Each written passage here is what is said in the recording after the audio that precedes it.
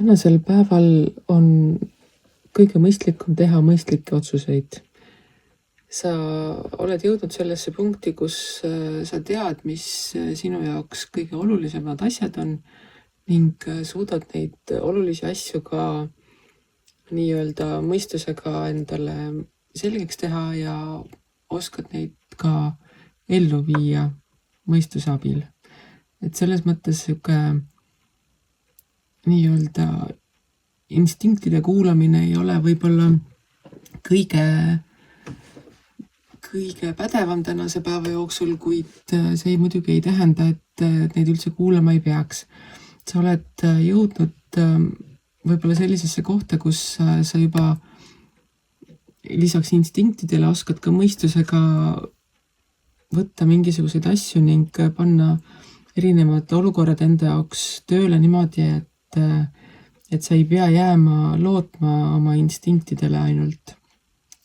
Ning see omakorda annab sulle ka sellised võib-olla natukene teistmoodi oskuslikud või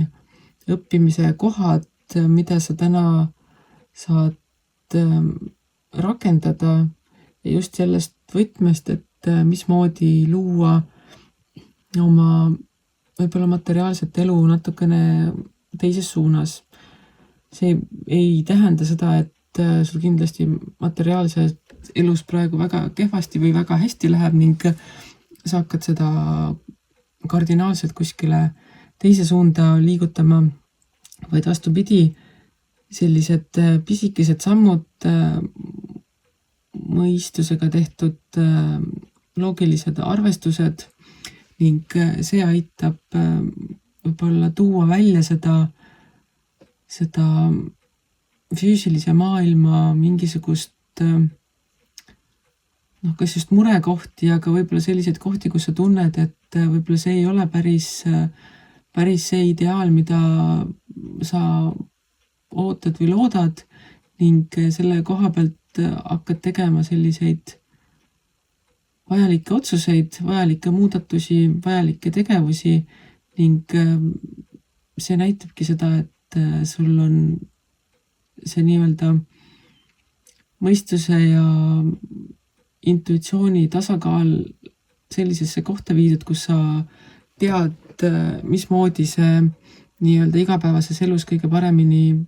kasutust võiks leida. Ning miks mitte ka õhtuks leida endale selline koht, kus sõpradega koos olla ja ennast maha laadida.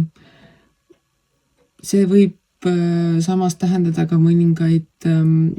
hoopis teisest küljest nii-öelda lepingutega seotud tegevusi või kokkuleppeid, mida siis tuleb korralikult jälgida, korralikult vaadata, kas või kes neid sõna peab ning kui sa oled selle õhtuse pidustuse ja kokkulepete saavutamiste ja kokkulepete täitmisega nii-öelda ühele poole saanud, siis ega siis ei olegi midagi, et tagasi vaadates võib-olla võidki öelda, et näed, et päev möödus sellises võib-olla pigem mõistuslikumas või mõtlikumas või arutelulisemas võtmes ning ei olegi midagi, et õhtul võid natukene kergemini võtta ning